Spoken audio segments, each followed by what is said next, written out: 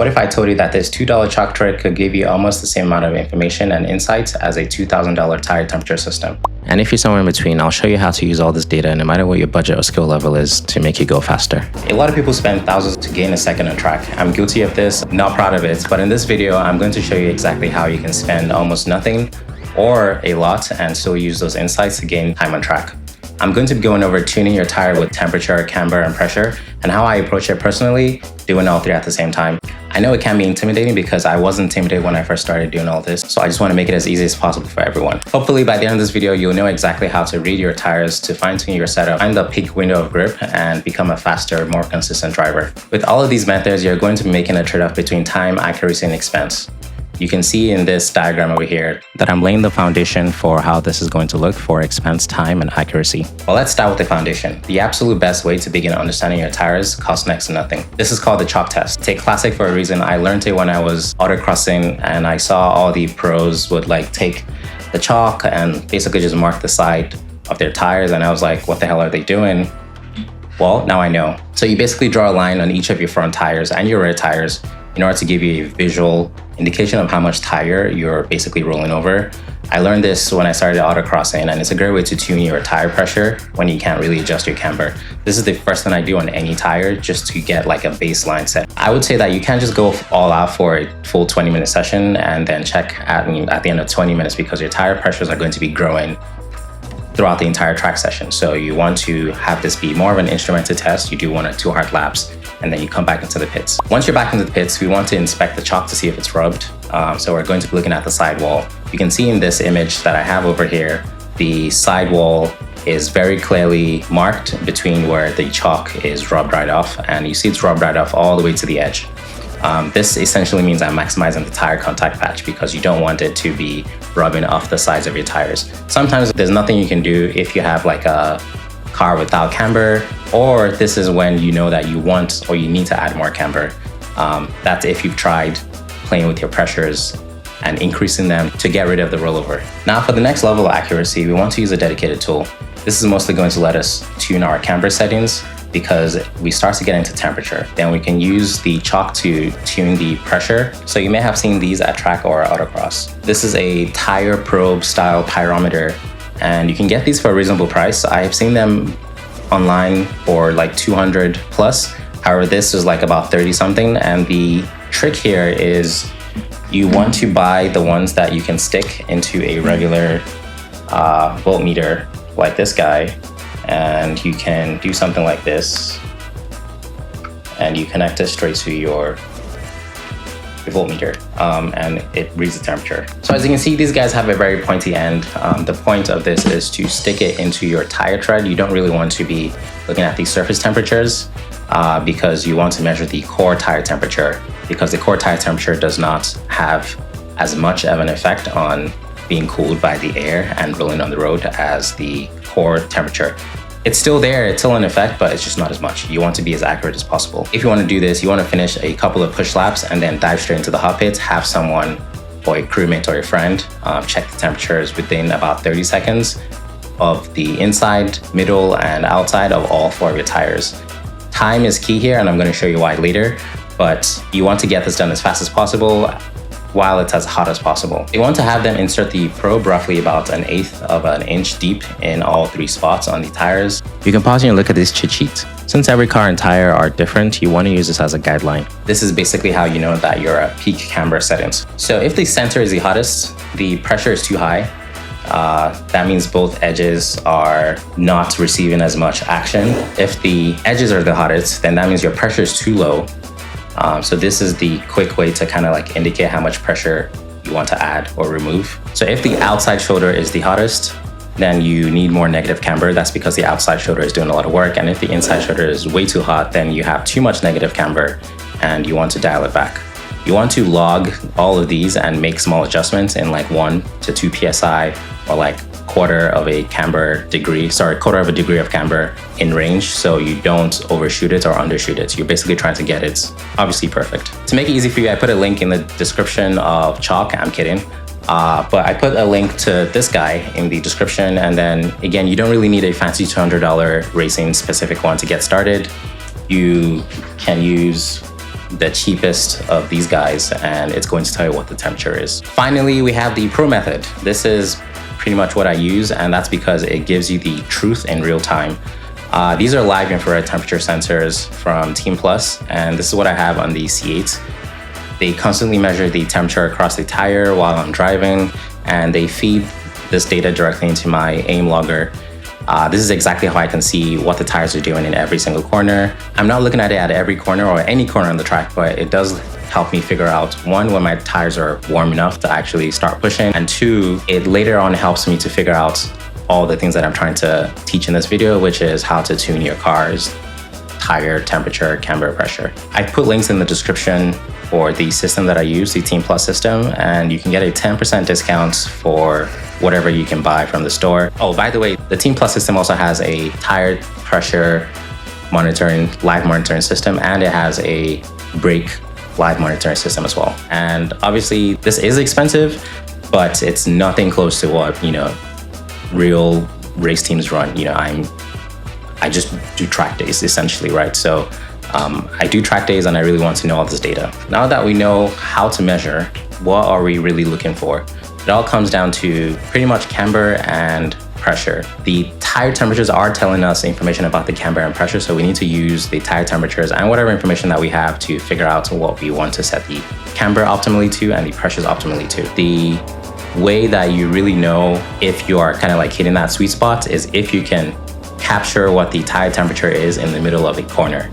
And the only way you can do this is with some live telemetry system. For those of you using a probe in the pits, this guy, there's one thing that you critically need to understand, which is the cool down offset. So tires cool down extremely quickly. By the time you go down a long straight, your tires are going to be cool. So if you were to do a hot lap, do a cool down lap, and then come in, your tires are going to cool down, and you don't really want this. So here's a screenshot of the data of my tire temperatures during a hot lap, and then what it is the cool down lap after. And you're gonna see like there's a huge delta, right? We want as little cooling down as possible. All right, so theory is great. Let's put this all into practice. I am gonna spend the rest of this video showing you how to use the data from the infrared sensors primarily to tell you a couple of different things. So I'm gonna talk about 4 things that you can extract from the tire temperature sensors. These are not the only 4 things that you can extract. However, I just want to give you kind of like a taste of what the information that you get can tell you. So one is camber setup validation. So essentially validating your camber settings or letting you know if you want to go positive or negative. Another is going to be identifying the optimal temperature of your tires. So if you are doing time attack, for example, or you're doing qualifying and you want to know exactly what the peak window of grip in as far as temperature goes, we can get that from the data. The third thing is going to be driver improvement. So over a session, the driver is improving and the tires and tire temperature will also be going up. So we need to be able to isolate all these factors. And finally, we're going to compare 2 different compounds, the Vitor P1s and the Supercar 3Rs, and see if the tire temperature can tell us anything. But first, one thing is that I'm getting a lot of this information from a lot of research, a lot of experience, and just reading. So one book I'll recommend that deals specifically with infrared tire temperature sensors is this book on race car data acquisition. It is very, very detailed, perhaps too detailed. If you want a simpler book on just data, especially if you have, a GPS lap timer and stuff like that, then I'll recommend this book. And then the second thing I'll say is if you're doing 20 laps for a test day, your optimal temperature and the optimal pressure are not going to be accurate since both of them are going up at the same time. So you want to always isolate for all factors if you want to get the best of one factor. So let's hop into Race Studio and see what's going on. So we have the TTLF diff and the TT load diff. The TTLF diff is the difference between the inside and the outside sensor information. So here we're about to enter turn 3 at Laguna Seca. Let's see what happens. So whenever the temperature is above 0 over here, we know that the outside is hotter than the inside. And whenever the temperature is below, we know the inside is hotter than the outside. We're pretty much at the apex and we do have a higher load. Now, the way I calculated load is a simple formula of take the average of all 4 corners, tire temperature, what percent is the left front as a percentage of the entire tire temperature average. You can see here at the apex of the corner, the difference for this is 8, right? And what does that mean? Well, it means that for turn 3, the outside is 8 degrees hotter than the inside, and we could use more camber. So let's see if there's a pattern that we can continually find and see if that can help us with camber additions or improvements. So we can see at the apex of the next corner that the difference is 7. Again, outside is hotter than the inside by 7 degrees. It doesn't sound like the end of the world. However, it is indicating that the left front could use more camber. So that's how you're going to use this information to see if you need more or less camber. All right, so we're going to move on to something cooler, I think, which is plotting your lateral Gs versus your tire temperatures. So over here, I have the middle 4 tire temperature sensor values, and I have my 4 fastest laps in this session. And you see this graph looks just crazy. Now, if I was a more consistent driver, the pattern would be clear, but we can still extract some information out of this.